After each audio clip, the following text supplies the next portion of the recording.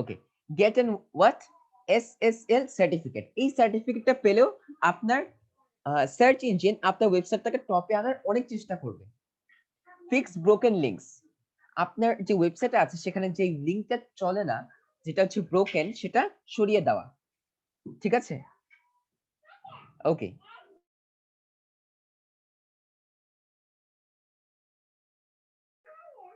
So fix broken links, যে আমার ওয়েবসাইটের যে লিঙ্কগুলো চলে না সেটা আমি রাখবো না।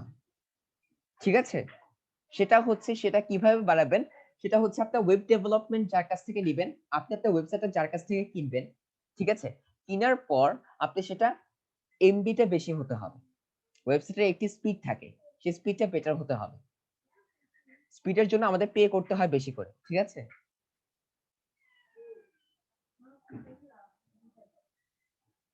আচ্ছা, তাতে কোনো প্রবলেম নেই, ইনশাআল্লাহ নেক্সট উইক থেকে ক্লিয়ার হয়ে যাবে। ঠিক আছে, নেক্সট উইক থেকে আশা করি 9টা থেকেই হওয়ার কথা। তো দেখি ইনশাআল্লাহ কি করা যায়। ঠিক আছে, ওকে। তারপর হচ্ছে মেক ইট মোবাইল ফ্রেন্ডলি। আমাদের টেকনিক্যাল এসইওটা কি কি করতে হয়? একটি ওয়েবসাইট যেটা মোবাইল ফ্রেন্ডলি, মানে আমরা মোবাইলে যদি দেখি এবং পিসিতে যদি দেখি, পিসিতে দেখে আমি কমফোর্ট ফিল করব এবং মোবাইলে দেখেও আমি কমফোর্ট ফিল করব, এই টাইপ অফ ওয়েবসাইট অথবা SEO. And have a site map. আপনার সাইটে যদি কোনো সাইট ম্যাপ থাকে সেটাও বেসিক্যালি টেকনিক্যাল এসইওতে পড়বে। সো টেকনিক্যাল এসইওটা হচ্ছে হিউজ পরিমাণে একটি ক্রিটিক্যাল এসইও, যেটা করতে একটু টাফ হয়, মানে বেসিক্যালি অনেকটা টাফ, আবার অনেক ইজি। ঠিক আছে, অনেক ইজি আবার অনেক টাফ। কিন্তু এখানে টেকনিক্স ইউজ করে আপনি আপনার ওয়েবসাইটটাকে ক্রাউল করে ফার্স্টে আনতে পারবেন, র‍্যাঙ্কিং এ আনতে পারবেন। সার্চ ইঞ্জিন আপনার ওয়েবসাইটটাকে ক্রাউল করে আনবে। তো ক্রাউল ওয়ার্ডটা আই গেস আপনারা সবাই বুঝেন কিনা, যেটাকে কি বলে, আচ্ছা বাংলা এখন কিভাবে বুঝাবো, আশা করি সবাই জানেন। ট্রাফিক না, ক্রাউল মানে ট্রাফিক না, আপনার ট্রাফিকের কাছে তারা নিয়ে যাবে, এটা সমস্যা নেই, কিন্তু টেকনিক্যাল ইউজ করলে ট্রাফিকের কাছে তারাই নিয়ে যাবে। এটা হচ্ছে টেকনিক ইউজ করে, নামই তো দিয়েছে টেকনিক্যাল এসইও। ক্রাউল মানে ওই যে স্পাইডার যেভাবে হাঁটে, 8টা পা দিয়ে হাঁটে না, কিভাবে হাঁটে, জালের মতন। না, জাল তো আর না, মানে নেট। ইয়া, অবভিয়াসলি। তো এত পিওর বাংলা তো বলতে বলতে পুরো বাঙালি হয়ে যাবো তাহলে। ঠিক আছে, এই পিওর বাংলা এখানে এসে আমরা যেটা দেখব সেটা হচ্ছে যে এসইও যে স্ট্র্যাটেজিস গুলো আছে, এটা কিভাবে আমরা সাকসেস আনতে পারি, মানে একটা এসইও করে আমরা কিভাবে সাকসেস করতে পারি, সেটাই আমরা আজকে দেখব, সেটা আজকে আমরা বুঝবো। এখানে তারা আমাকে এই ছবিতে 7টা স্টেপ দেখিয়েছে, 7টা স্ট্র্যাটেজিস গুলো দেখিয়েছে। সো ফার্স্ট স্ট্র্যাটেজি হচ্ছে mobile first indexing. Mobile first indexing. So এখানে ছোট করে যারা দেখতে পাচ্ছেন আশা করি বুঝতে পারবেন। এখানে লিখেছে যে in March of 2018, Google officially rolled out the mobile first index, which put a strong emphasis on a website's mobile performance. Your SEO strategy should be adapting to these changes by making a responsive website that is mobile friendly so that your business can continue to grow in 2019.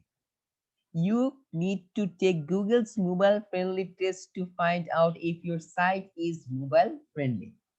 তার মানে একটি site যখন আপনি বানাবেন, ওই সাইটে আপনার mobile friendly হতে হবে, মোবাইল ফ্রেন্ডলি হতে হবে।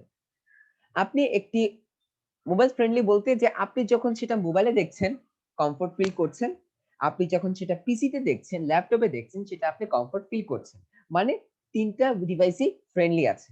কিন্তু এখন যদি আপনি মোবাইলের জিনিস পিসির জিনিস মোবাইলে দেখতে গিয়ে দেখেন যে পিসির মতন অবস্থা হয়ে আছে, তাহলে কি আপনি সম্পূর্ণ লেখাগুলো বুঝতে পারবেন, দেখতে পারবেন? অবভিয়াসলি কিন্তু আপনি দেখতে পারবেন না। এই কারণে আমরা যখন একটি এসইও অথবা একটি ওয়েবসাইট ক্রিয়েট করব, তখন আমাদের সে ওয়েবসাইটটা অথবা এসইওটা হতে হবে মোবাইল ফ্রেন্ডলি। তারপর আসি কোয়ালিটি কন্টেন্ট। কালকে বলেছিলাম কন্টেন্ট মার্কেটিং এর ব্যাপারে অন পেজ এসইও যে আমাদের কন্টেন্টটা বেস্ট হতে হবে। বেটার মানে কি বেস্ট হতে হবে। বেটার না, বেস্ট হতে হবে। হ্যাঁ, obviously আপনারা নতুন, তো এখন অনেকের বেস্ট হবে না। তার মানে এই না যে আপনারা বসে থাকবেন। চেষ্টা করতে হবে। একদিন না একদিন বেস্ট হবেই। ঠিক আছে? আচ্ছা। So your content should be informative and helpful to users and must contain the right keywords. Producing high quality content that's related to your niche will not only add value to your customers experience but also reduce your bounce rate and increase your website ranking on Google search. Your content should be informative. আপনার কন্টেন্টে information থাকতে হবে। School কলেজের মতন না যে আমাদের what is এইটা, what is matter, what is এই সেই, তারা কি করলো অনলি শর্ট একটি অ্যান্সার দিয়ে দিল, কিন্তু সেই অ্যান্সার পড়লে আমি কিছুই বুঝবো না, অনলি মুখস্থ করে আমার এক্সাম দিতে হবে। স্কুল কলেজের মতন না, সেখানে আমার ডিটেলস ডিসক্রিপশনে লিখতে হবে, ডিসক্রিপশনে আমাকে বুঝাতে হবে, ঠিক আছে, যে আমি এই কন্টেন্টটা কেন লিখেছি অথবা কিসের উদ্দেশ্যে লিখেছি, আমার রিডার যাতে বুঝতে পারে, মানে এক কথা আমাদের কবি হয়ে যেতে হবে, একটা বিষয়ের ব্যাপারে কবি হতে হবে। তো কবি কিভাবে? আপনি ধরুন ল্যাপটপের ব্যাপারে লিখবেন, তো আপনার ল্যাপটপের কি আছে না আছে, কি কি লাগবে, ল্যাপটপটা বানাতে কি কি দরকার হয়, এই সমস্ত কিছু আগে আপনার জাস্টিফাই করতে হবে, জানতে হবে, শিখতে হবে। এই ল্যাপটপের স্ক্রিন যে ডিসপ্লে কত ইঞ্চ দিয়েছে, কিভাবে কি করেছে না করেছে, এগুলো সমস্ত কিছু জেনে তারপর আপনি একটি কন্টেন্ট সাজাবেন, তাহলে আপনারটা সবচেয়ে বেস্ট কন্টেন্ট হবে। কিন্তু আপনি ল্যাপটপের ব্যাপারে কিছুই জানেন না, তাহলে কি আপনি লিখতে পারবেন?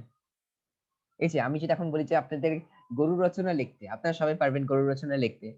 আপনাদের যদি আমি এখন বলি মাই হবির ব্যাপারে একটি রচনা লিখবেন, সেটাও আপনারা পারবেন, প্যারাগ্রাফ পারবেন। আপনার মেমোরেবল ডে সেটার ব্যাপারে লিখতে বলে সেটাও আপনি পারবেন। এইম অফ দ্য ডে অথবা আপনার এইমটা কি সেটার ব্যাপারে একটি রচনা লেখেন। ইওর এইম অবভিয়াসলি পারবেন লিখতে। কেন ফ্রিল্যান্সার হতে চান এটার ব্যাপারে লেখেন, অবভিয়াসলি লিখতে পারবেন কারণ আপনার নিজের ব্যাপারে লিখছেন আপনি। কিন্তু এখন যদি আমি বলি আপনি Asus ল্যাপটপ এত মডেলের ব্যাপারে ডিটেইলস লেখেন, আপনি পারবেন? Asus ল্যাপটপ এইটার ডিটেইলস লিখবেন, পারবেন? পারবেন না, কারণ আপনি জানেনই না Asus ল্যাপটপে কি কি আছে। আপনাকে যদি এখন বলা হয় আইফোনের ব্যাপারে সমস্ত ডিটেইলস লিখবেন, কিন্তু আপনি আইফোন কখনো দেখেনও নি, অথবা শুনেছেন নাম কিন্তু আপনি জানেন না, দেখেছেন কিন্তু জানেন না কি কি আছে, পারবেন লিখতে? পারবেন না। তো অবভিয়াসলি যখন আমরা একটি কন্টেন্ট লিখবো, একটি রচনা অথবা কম্পোজিশন, প্যারাগ্রাফ যাই বলি না কেন, লাইফে আমরা যা কিছু লিখবো না কেন, যা কিছুই বুঝাবো না কেন, আগে সেই জিনিসটার ব্যাপারে জাস্টিফাই করবেন, তারপর জিনিসটার ব্যাপারে জানবেন, শিখবেন, তারপর গিয়ে এপ্লাই করবেন। তো আপনি যদি না জেনে না শিখে যদি এপ্লাই করেন, লাভ নেই কোনো, আপনার টাইম লস। হ্যাঁ, আপনার লাভ হবে কি? আপনার টাইম লস হচ্ছে, আর কিছুই না। যেমন এখানে কথায় আছে যে কি জানি একজন গাছ, সেটাকে কি বলে, এক্স আছে না, এক্স, এক্স দিয়ে সে গাছ কাটছিল। তো একজন মানে পাসার বাই যাদেরকে বলে, পাসার বাই মানে যারা এখান থেকে যায় আসে, ঠিক আছে, প্রতিদিনই সে যেত আর আসতো। তো একদিন সে দেখছে যে সে টাইম নিয়েছে, ৮টার দিকে বের হয়েছে। ৮টার দিকে বের হওয়ার পর সে দেখলো যে সে গাছ কাটা স্টার্ট করেছে। তো সে ৮টা থেকে বের হয়েছে, সে দুপুরবেলা ব্যাক করেছে। সে দেখলো যে ওই একই গাছে এখনো কাটছে। তারপরে সে দুপুরবেলা ব্যাক করেছে, আবার বিকাল বেলা গিয়েছে তার কাজে। তখন দেখে কি সে একই কাজ আবারও করছে। তো করতে, করতে তো বিকেল বেলা মানে সন্ধ্যার আগে আবার সে ব্যাক করেছে। কোন একটা প্রবলেম ছিল, সে আবার ব্যাক করেছে ইনস্ট্যান্টলি। ব্যাক করে দেখে কি সে সকাল থেকে শুরু করে বিকাল পর্যন্ত সে একই গাছই কাটছে কিন্তু শেষ হয়নি। তখন তাকে জিজ্ঞাসা করা হয়েছে যে, "আপনি এই গাছ কয়টার দিকে ধরেছেন কাটা?" বলে, "আমি ধরেছিলাম ৮টা অথবা ৭টার দিকে।" আচ্ছা। তো এর মধ্যে কি আপনি কোনো বিশ্রাম নিয়েছেন? বলে কি, "না।" আপনি কি এই যে আপনি যে এক্সটা দিয়ে কাটছেন, সেই এক্সটাকে একটু ধার করেছেন? অথবা আপনার যদি ধার করার কিছু না থাকে, আপনি একটু মাটিতে অথবা বালুতে একটু ঘষতে পারতেন, অথবা একটি পাথর তো আছে, সেই পাথরটা দিয়ে একটু ধার করে নিতে পারতেন। বলে কি না আমি সেটাও করিনি। তখন বলে এই তো আপনি এই কাজটাই তো একটা বোকা মানুষের মতন কাজ করলেন। আপনি যদি এখন এই ৮টা থেকে ধরেছেন, ৮টা থেকে ধরে আপনি ১০টা অথবা ১১টা পর্যন্ত করে আপনি ১ ঘন্টা রেস্ট নিতেন। আপনার এনার্জি বাড়তো। তারপরে আপনি সেই এক্সট্রাকে আবার একটু ধার করে নিতেন, অথবা একটু সেটাকে কি বলে? কিভাবে ধার জানি করে? সেভাবে একটু করে নিতেন। তো করার পরে আপনি করতেন, আপনার দুপুরের মধ্যে সব কাজ শেষ হয়ে যেত। তো আমরা মনে করি যে খালি কাজই করব। খাবো না, রেস্টও নিবো না, কিছুই করব না। আসলে লাভ নেই কোন। সে দিন শেষে আপনার ওই কাজ করতে, এই ক্ষুধার জন্য, আপনার এনার্জির জন্য আপনার দিন শেষ হয়ে যাবে। কিন্তু কাজের কাজ কিছুই হবে না। আমার কথা বুঝতে পেরেছেন তাহলে সবাই? ঠিক আছে? এই কনটেন্টটা কি লাগবে আসলে আমাদের? কনটেন্টের ব্যাপারে কি লাগবে? যে এক্সাম্পলটা আমি দিয়েছি, সে এক্সাম্পল অনুযায়ী যে এক্সাম্পলটা দিয়েছি, সে এক্সাম্পল রিলেটেড যদি আমি এখন বলে থাকি যে এক্সাম্পলটা কিসের সাথে এখন তাহলে রিলেটেড হলো? যে আপনি আগে জানবেন যে এই যে সে যে বলল যে গাছটা কাটবে, সে তার আগে জানার দরকার ছিল যে গাছটা সে কিভাবে কাটবে? একটি অ্যাক্স দিয়ে। এই অ্যাক্স এর জন্য কি, কি প্রয়োজন? একটি ধারালো জিনিস দরকার। যাতে সেটাকে ধার করতে হবে। তার এর মধ্যে দরকার যে ব্রেক, সেটা কিভাবে কাটবে তার একটা প্ল্যান দরকার ছিল আগে। তারপরে সে এপ্লাই করবে। কিন্তু সে প্ল্যান না করে সে সারাদিন খাটছে। দিনের পর দিন সে ধরুন আপনারা আছেন, কনটেন্টই বানাচ্ছে কিন্তু কনটেন্ট একটা রিচ হয় না। কারণ আপনি কনটেন্ট এর ব্যাপারে রিসার্চই করেননি। আপনার কনটেন্ট রিচ হবে কিভাবে? ঠিক আছে? সো সেকেন্ড কোয়ালিটি কনটেন্ট এর ব্যাপারে কি সবাই বুঝতে পেরেছেন? আমাদের কোয়ালিটি কনটেন্টটা কিরকম হবে? ঠিক কিভাবে আমরা এটা এক্সপোজ করতে পারি? এটা কি সবাই বুঝতে পেরেছেন?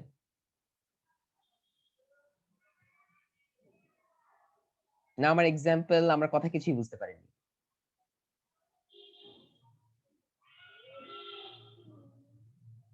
হতে পারে, ডিপেন্ড করে। সো এগুলো বুঝবেন। চেষ্টা করবেন বুঝার। যদি না বুঝেন, রেকর্ডিং আছে। অথবা এক্সাম্পলস গুলো দেওয়া হয়। ঠিক আছে? এক্সাম্পলস গুলো কেন দেওয়া হয়? বুঝার জন্য। ঠিক আছে? আপনি এখন সার্চ করলেন। হ্যাঁ, আগে জেনে কাজ করতে হবে। জি। না জেনে কাজ করে কোনো লাভ নেই। আপনি কিছুই পারবেন না। ঠিক আছে? আচ্ছা, এখন আপনি ধরুন একটি ল্যাপটপ কিনবেন। ল্যাপটপে আপনি সার্চ দিলেন ASUS। আপনার কাছে কি HP ল্যাপটপ আসবে? সাজেশন আসতে পারে, কিন্তু আপনার কাছে কি HP ল্যাপটপ আসবে? সাজেশন বাদে তো আসবে না। আপনার কাছে আসবে কি? সে ASUS সার্চ দিয়েছেন সেটাই আসবে আপনার কাছে। কারণ কি? তার কনটেন্টটা সে কোয়ালিটি কনটেন্ট বানিয়েছে। এই কারণে ASUS টা কিন্তু আগে এসেছে। ঠিক আছে? এখন যদি আ আপনি কিওয়ার্ড সার্চ দিলেন ASUS, আসলো HP, তাহলে কি সে কনটেন্ট ভালো? অথবা আপনি যেটা করেছেন, আ আই মিন ক্লায়েন্ট কি সেটা স্যাটিসফাই মনে করবে? কারণ আমি সার্চ করেছি একটা, আমার কাছে দিল আরেকটা। তাহলে তো হবে না। এ কারণে আমরা জাস্টিফাই করে একটি কনটেন্ট বানাবো। আপনাদের বলা হয় যে একটি পিন, পোস্ট এগুলো ক্রিয়েট করার সময় আপনার জাস্টিফাই বিবেচনা করে একটা কাজ করবেন। কিন্তু সে কাজ কেউই করেন না। বেসিক ক্লাস যখন আমি নিয়েছিলাম, আমি কাউকে দেখিনি ভালো কনটেন্ট বানাতে। শর্টকাট কনটেন্ট শেষ। শর্টকাট কনটেন্ট সবসময় তো হয় না। আপনার এরকম কনটেন্ট বানাতে হবে আপনার ক্লায়েন্ট যাতে মোটিভেট হয়ে যায়। আপনার ক্লায়েন্ট যাতে একটা বিশ্বাস রাখতে পারে আপনার উপরে। যে না আপনি আসলেই কাজটা আমাকে কমপ্লিট করে দিবেন। যেমন আমরা একটা ল্যাপটপ কিনতে যাই। ল্যাপটপ কিনার যাওয়ার আগে আমরা কাকে জিজ্ঞাসা করি? যে এক্সপার্ট ল্যাপটপের ব্যাপারে, তার উপর একটা বিশ্বাস আছে যে সে আমাকে যেটা সাজেস্ট করবে সেটা ভুল হবে না। এই বিশ্বাসটা তার উপরে আছে। কিভাবে অর্জন হয়েছে? তার কনটেন্ট এর মাধ্যমে। তার কথা তার যে কথা আমরা শুনেছি, কথাবার্তা যে শুনেছি, তার ওই কথাবার্তার মধ্যে কিন্তু আমি ডুবে গেছি। এই যেমন আমরা একটা ইয়াতে আমরা যদি কোন টি-শার্টের দোকানে যাই, সে মার্কেটিং এর অনুযায়ী আমরা অনেক সময় কি হই? ব্রেইন ওয়াশ হয়ে যাই।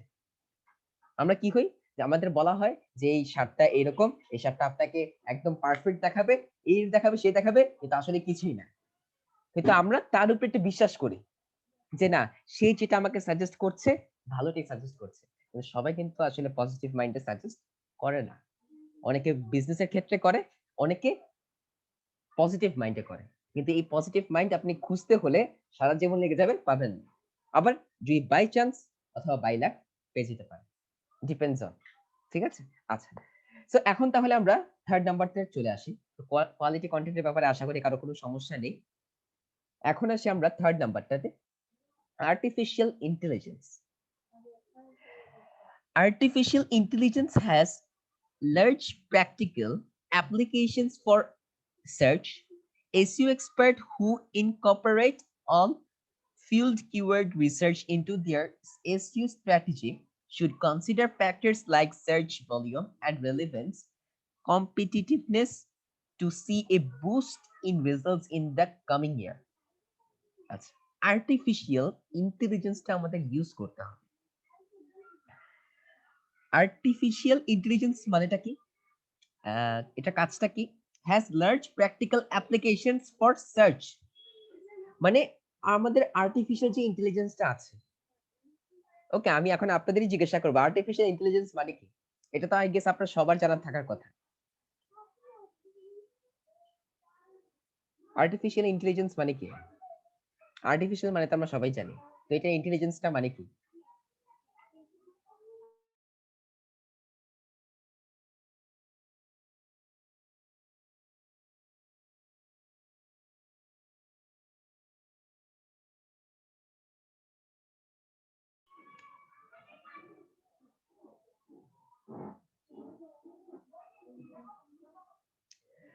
যা জানি না তা জানার জন্য গুগল সার্চ দেয়, সার্চ যাওয়া। আচ্ছা, আর বাকিদের? আচ্ছা, আমি বলেছি আবারও পিওর বাংলা না ইউজ করতে, ঠিক আছে? পিওর বাংলা ইউজ করতে না নিষেধ করেছে না? এই কৃত্রিম বুদ্ধিমতী, বুদ্ধিমতী বুঝলাম, কিন্তু কৃত্রিম মানে কি? Yeah, human intelligence in machine. Yeah, obviously আপনারটা ঠিক আছে। তারপর আমাকে এখানে আরেকজন দিয়েছেন যে গুগল থেকে ঠিক আছে, কিন্তু আরো কিছু আমরা বেশি ইউজ করতে পারি। এক কথায় যে আমরা আর্টিফিশিয়াল জিনিসগুলো ইউজ করেছি, ঠিক আছে? আমাদের দ্বারা যা আর্টিফিশিয়াল জিনিসগুলো বানানো হয়েছে সেটা কিন্তু আর্টিফিশিয়াল ইন্টেলিজেন্স বাদে বানানো যেত না, ঠিক আছে? সেটাকে আর্টিফিশিয়াল ইন্টেলিজেন্স বলে। তো স্যার, কোনো কিছু বানানোর জন্য সঠিক জ্ঞান, না সঠিক জ্ঞান তো আছে, যে আপনি একটি বানালেন জিনিস, সেটা নেচার টাইপের দ্বারা কিছু পসিবল না, ঠিক আছে? তো এটা একটি মেশিন বানালেন, একটি রোবট বানালেন, সেটাকে আর্টিফিশিয়াল ইন্টেলিজেন্স বলে, ঠিক আছে? ওকে, তো আর্টিফিশিয়াল ইন্টেলিজেন্স এসইও তে দরকারটা কি? এই যে কোনো কিছু future expectation, yeah obviously future expectation হিসাবে এই যে আপনাদের আর্টিফিশিয়াল ইন্টেলিজেন্স আমরা গাড়ি হিসাবে ধরতে পারি, একটি গাড়িকে কিন্তু আমরা আর্টিফিশিয়াল ইন্টেলিজেন্স হিসাবে ধরতে পারি। ওকে, artificial intelligence has large practical applications for search. SEO experts who incorporate all field keyword research into their SEO strategy should consider factors like search volume and relevance competitiveness to see a boost in results in the coming year. মানে আমাদের এই artificial intelligence use করে আমাদের এসইওটা করতে হবে। আমরা যখন একটি মেশিন বানাবো তখন আমরা কি কি করি? আমরা সেটা একটা প্ল্যান করি, সেটা জাস্টিফাই করি, তারপর সেটা অ্যাজ এ বিটা হিসাবে করা হয়, ঠিক আছে? মানে আপনারা ম্যাক্সিমাম টাইমে দেখবেন যে একটি অ্যাপ আপনার নামার পর সেটা কিন্তু বেটা হিসাবে থাকে, কারণ তার আর্টিফিশিয়াল ইন্টেলিজেন্সটা সেই ইউজারদের কাছে ফার্স্ট দেখায়। ইউজাররা বলে এই প্রবলেম সেই প্রবলেম, তারপর তাদের প্রবলেমস গুলো নিয়ে সেটা সলিউশন বানিয়ে একটি অরিজিনাল অ্যাপ বানানো হয়, ঠিক আছে? তার মানে আর্টিফিশিয়াল ইন্টেলিজেন্সটা হচ্ছে যে আমরা যখন এসইওটা করব, কোন টপিকের উপরে করছি, কিসের উপরে করছি, সেটার ব্যাপারে বিবেচনা করে তারপর আমরা এসইওটা করব, ঠিক আছে? তাহলে আমাদের আপকামিং ইয়ার যে আছে, অথবা আমরা কিওয়ার্ডস গুলো যে দিব, সেটা আমাদের ইনশাআল্লাহ টিকে থাকার মতন কিওয়ার্ডস গুলো আমরা দিতে পারবো। সো আর্টিফিশিয়াল ইন্টেলিজেন্সের ব্যাপারে কি কারো কোনো সমস্যা আছে? এই যে যেমন এখানে লেখা আছে সার্চ ভলিউম, আমরা একটু বড় করে দেখতে পারি চাইলে। এই যে consider factors like search volume and relevance competitiveness to see a boost in results. মানে আপনার সার্চ ভলিউম কতটুকু হয়েছে, আপনার কম্পিটিটিভনেস কতটুকু হয়েছে, সবকিছু আমরা যেখানে জাস্টিফাই করে তারপরে একটি কাজ করছি, সেটাকে আর্টিফিশিয়াল ইন্টেলিজেন্স বলা হয়। সো আই গেস এটার ব্যাপারে আর ডিটেইলস বলতে হবে না, কারণ আর্টিফিশিয়াল ইন্টেলিজেন্স আপনারাই জানেন যে এটা আসলে কি। তাহলে আই গেস এটার ব্যাপারে আর ডিটেইলস বলতে হবে না। সবাই কি ক্লিয়ার হয়েছেন? সবাই কি ক্লিয়ার হয়েছেন? ওকে। সো এখন তাহলে আমরা থার্ড এর ব্যাপারে ক্লিয়ার। এখন আমরা আসি ফোর্থ নাম্বার, ভয়েস সার্চ। যে গুগলে একটি নিউ অপশন এসেছে, এটা অনেক আগে এসেছে, যে ভয়েসের মাধ্যমে কোনো কিছু সার্চ করা। Structuring your website content around voice searches can rank you high, as Google will recognize your content as responsive, which makes it the go-to page for voice search questions. Start to include more question and answer specific content for your audience in your content. Also, make sure you use proper keyword research and include conversational keyword search terms. আচ্ছা, তো voice সার্চটা কি? এখানে বলা হয়েছে যে আপনার কন্টেন্টটা voice সার্চের সাথে একটু রিলেটেড থাকতে হবে। ঠিক আছে? আপনাকে ভয়েস সার্চে যা বলা হবে তাতে যাতে আপনারটাই আগে শো করা হয়। অ্যাজ এন এক্সাম্পল, এখানে যেমন কিছু বের হয়েছে। আপনারা জানেন অ্যালেক্সা বের হয়েছে, গুগল অ্যাসিস্ট্যান্ট বের হয়েছে, তারপর কর্টানা বের হয়েছে, তারপর সিরি বের হয়েছে। অ্যাপেলের জন্য সিরি, মাইক্রোসফট অথবা উইন্ডোজ এর জন্য কর্টানা, আর গুগল অ্যাসিস্ট্যান্টটা হচ্ছে অ্যান্ড্রয়েড এর জন্য, আর এটা কি অ্যালেক্সা, অ্যামাজনের জন্য হচ্ছে অ্যালেক্সা। ঠিক আছে? আই গেস এটার ব্যাপারে আপনাদের সবার জানা আছে যে আমি যেটা বলবো সেটাই আমাকে তারা সার্চ করে দিবে। সেটা কিভাবে পসিবল তাহলে? সেটা যে আমাকে সে সার্চ করে দিবে, সেটা বেসিক্যালি কিভাবে পসিবল? গাইস এত তো আর ইজি না। ঠিক আছে? সেটা হচ্ছে আপনি যখন বলবেন ইউটিউব, আপনাকে ইউটিউব তারা এনে দিবে। তার মানে আমার কনটেন্ট, আমার ওয়েবসাইটের যে এসইও কনটেন্ট, সেটা ভয়েস সার্চের সাথে রিলেটেড হতে হবে। ভয়েস সার্চের সাথে রেসপন্সিভ হতে হবে। দেখেন, structuring your website content around voice searches. আমার ওয়েবসাইট কন্টেন্টটাকে কিভাবে স্ট্রাকচার করতে হবে? Voice search related. ঠিক আছে? Can rank you high as Google will recognise your content as responsive, which makes it the go-to page for voice search questions. যে ভয়েসে যদি কেউ সার্চ করে থাকে, তার কোশ্চেনসটা যাতে আপনার ওয়েবসাইটে যাতে সে অ্যানসারটা পেয়ে যায়, আপনার ওয়েবসাইটের কন্টেন্টে যাতে অ্যানসারটা পেয়ে যায়, এরকম যদি হয় তাহলে আপনার ওয়েবসাইটটা ইজিলি র‍্যাঙ্ক হবে, এসইওটা ইজিলি হবে এবং আপনার ওয়েবসাইটটা ইজিলি র‍্যাঙ্ক হবে। সো ফোর্থ স্টেপের ব্যাপারে কি কারো কোনো সমস্যা আছে?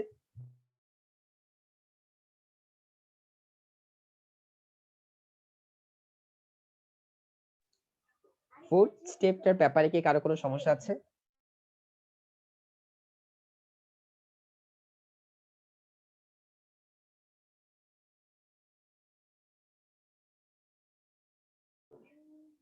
ওকে, এখন আমরা আসি ইউজার এক্সপেরিয়েন্স।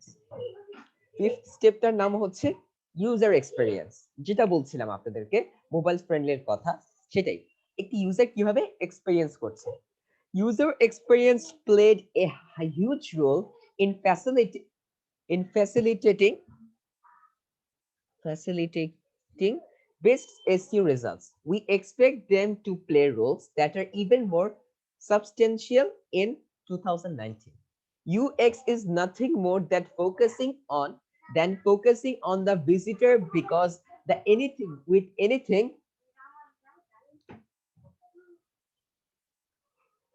আচ্ছা, with anything you do on the web, you need to have your visitor in mind, which means your websites will have a better chance of landing on the first page of search results if it meets the visitor's need. তার মানেটা কি? এখানে আসলে কি বলছে? User যা চাচ্ছে সেটা যদি আমার ওয়েবসাইটে অ্যাভেলেবল থাকে, মানে অল টাইম অ্যাভেলেবল থাকে, তাহলে আমার ওয়েবসাইটটা ইজিলি র‍্যাঙ্কিং হয়ে যাবে। তার মানে আমরা যারা এসইও হিসাবে শিখছি, আমরা কি শিখছি? আমরা এসইও অনেকে শিখছি না? সো যারা এসইও শিখছেন তাদের জন্য এই ইউজার এক্সপেরিয়েন্সটা একদম মাস্ট দরকার। আপনাকে যখন বলা হবে যে আপনি একটি ই-কমার্স সাইটকে র‍্যাংকিং করে দেন অথবা একটি সাইটকে র‍্যাংকিং করে দেন অথবা এসইও দিয়ে দেন, এসইও করে দেন, তখন আপনার সে ওয়েবসাইটের ব্যাপারে আগে স্টাডি করতে হবে। তারপর ক্লায়েন্ট কি চায়, কি দিয়ে সার্চ করতে পারে, আপনার এই ওয়েবসাইটটার জন্য সে কি দিয়ে সার্চ করতে পারে। কারণ একটি ই-কমার্স সাইট যদি হয় তাহলে সেখানে সে সার্চ করবে ধরুন যাবে একটি প্রোডাক্ট অথবা একটি সার্ভিস। ই-কমার্সের সার্ভিস কম, প্রোডাক্ট বেশি। সো প্রোডাক্ট না হলে চাবে। সো এখানে যেহেতু তারা আমার প্রোডাক্টটা চাবে, তাহলে প্রোডাক্ট লিখে যদি সার্চ দেয়, আমার পেজটা যদি বেটার হয় তার কান্ট্রির জন্য, তাহলে আমার পেজটা সবার আগে শো করবে। সো ইউজার এক্সপেরিয়েন্সটা আমাদের সবার দরকার। ঠিক আছে? ইউজার এক্সপেরিয়েন্সটা তো বুঝতে পেরেছেন যে ইউজার যা চাচ্ছে তা যদি আমার ওয়েবসাইটে অ্যাভেলেবল থাকে তাহলে এসইও রেজাল্টসে আমারটা সবচেয়ে বেস্ট হবে। আই মিন সার্চ রেজাল্টস পেজে সবার টপে থাকবে।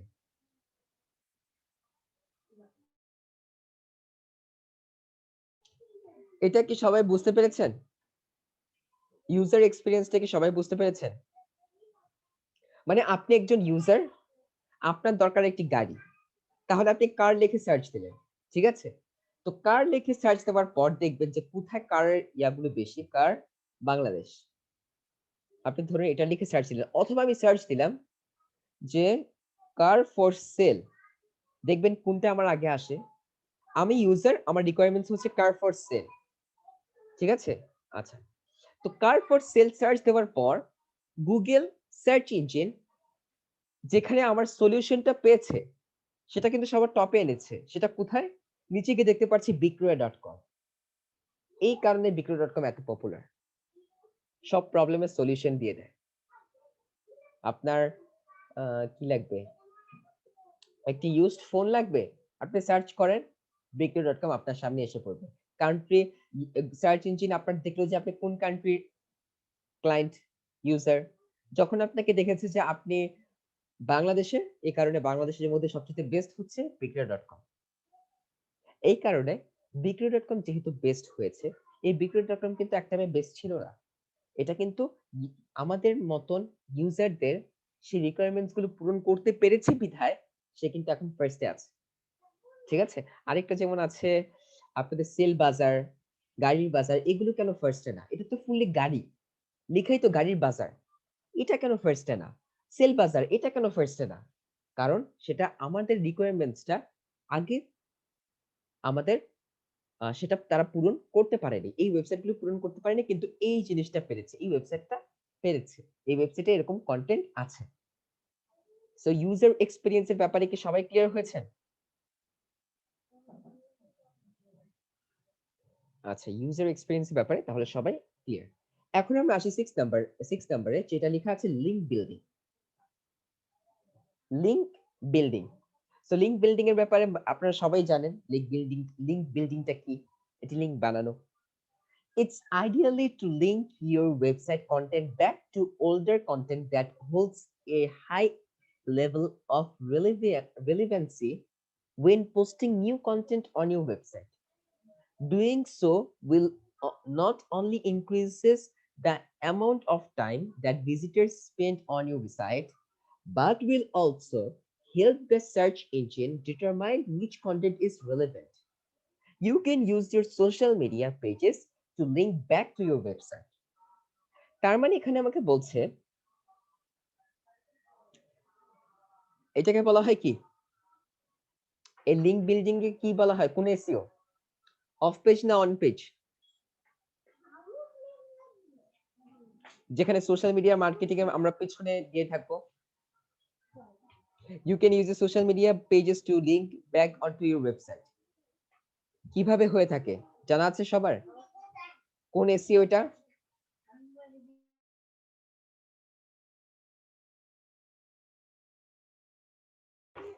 এই তো।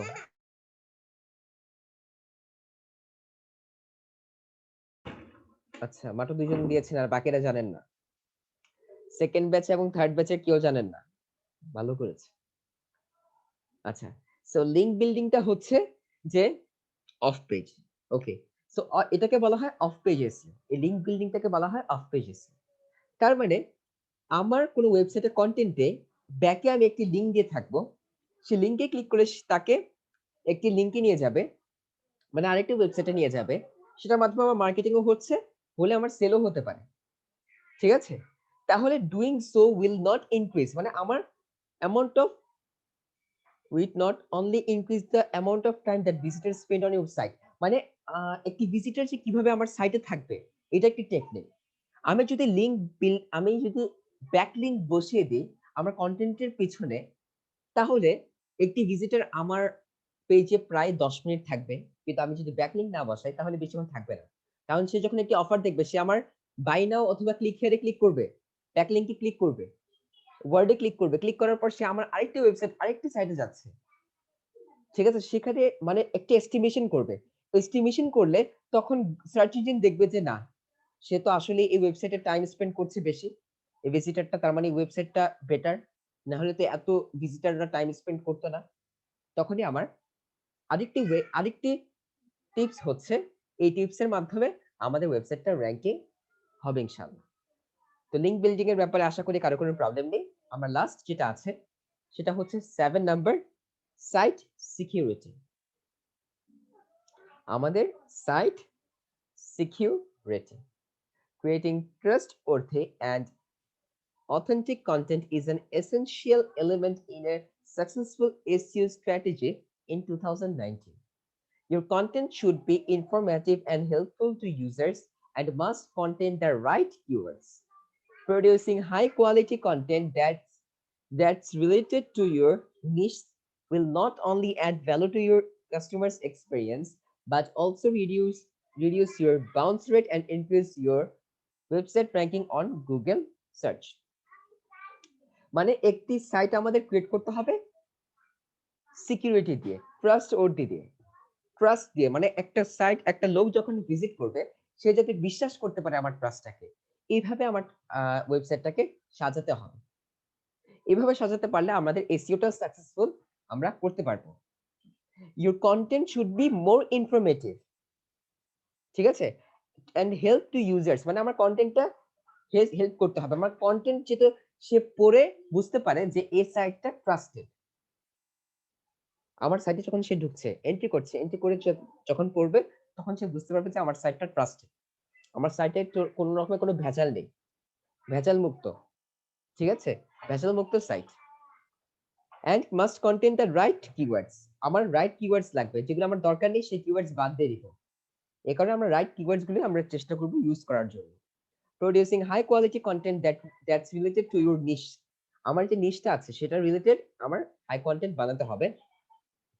Will not only add value to your customers experience but also reduce your bounce rate. Bounce rate বলতে যে আপনি যখন এসইও দিয়ে র‍্যাংকিং করলেন, আবার যদি আপনার এসইও র‍্যাংকিং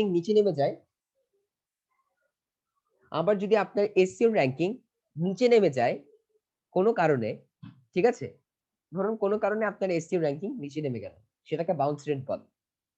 সো আপনি যদি site security I mean content better দিতে পারেন, ইনফরমেটিভ দিতে পারেন, হেল্পফুল কনটেন্ট দিতে পারেন, তাহলে কাস্টমার এক্সপেরিয়েন্স হবে যে আপনার এখানে আসলে ভালো কিছু পাওয়া যায়। তখন আপনার ভিজিটরস এভাবেই বাড়বে, কমবে না। আমরা অ্যামাজনকে ট্রাস্ট করি না, ফেসবুককে ট্রাস্ট করি কিনা? এই এই নামগুলো বলেন আপনারা।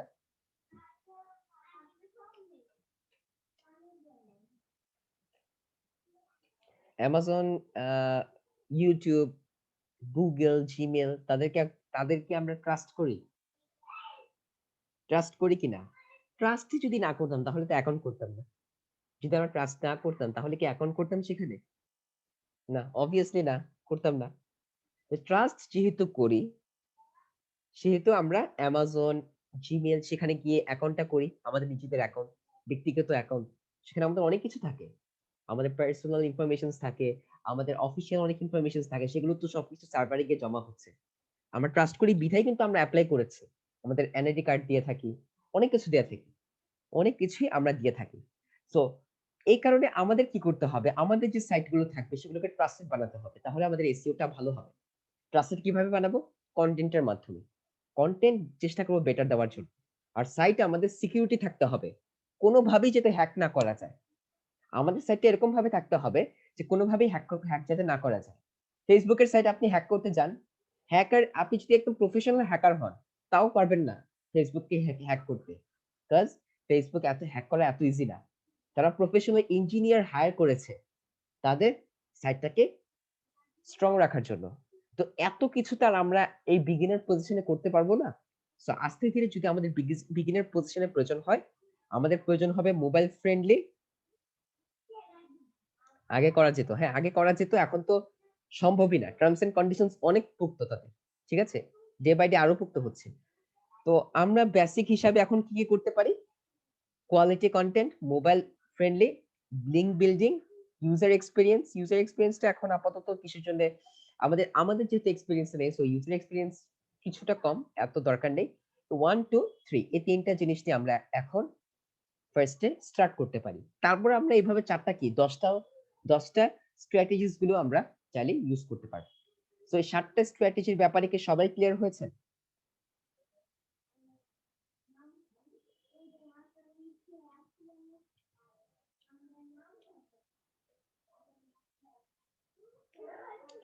৭ টা স্ট্র্যাটেজির ব্যাপারে সবাই ক্লিয়ার? আচ্ছা। তাহলে ওকে। তাহলে ক্লিয়ার আলহামদুলিল্লাহ। ওকে। তাহলে আজকে আপনাদের 2nd ব্যাচ এবং 3rd ব্যাচের এই পর্যন্তই ক্লাস থাকবে। কালকে আপনাদের এক্সটেনশন আর বাকি যে স্লাইড গুলো আছে সেটার উপরে বাকি ক্লাস আপনাদের থাকবে ইনশাআল্লাহ। তো চেষ্টা করবেন কালকের ক্লাসটা সবাই জয়েন করার জন্য এবং নেক্সট উইক থেকে আশা করি সবকিছু ঠিক হয়ে যাবে। যে প্রবলেমসটা আপনারা ফেস করছেন সেটাও ফেস করবেন না। আর আপনাদের রাতের মধ্যে আমি আপনাদের জানিয়ে দিব যে কয়টার দিকে কালকের ক্লাসটা আপনাদের হবে। 2nd ব্যাচ এবং 3rd ব্যাচ। ঠিক আছে? আর আপনাদের রেকর্ডিংটা আশা করি ২ টা রেকর্ডিং আজকে পেয়ে যাবেন গ্রুপে। আর যদি রেকর্ডিং ইয়াতে কোনো প্রবলেম হয় বলবেন, মেইল করে তাহলে আপনাদের দিয়ে দেওয়া হবে। ঠিক আছে? বুঝতে পেরেছেন সবাই? ওকে। সো তাহলে 2nd ব্যাচ এবং 3rd ব্যাচ আপনারা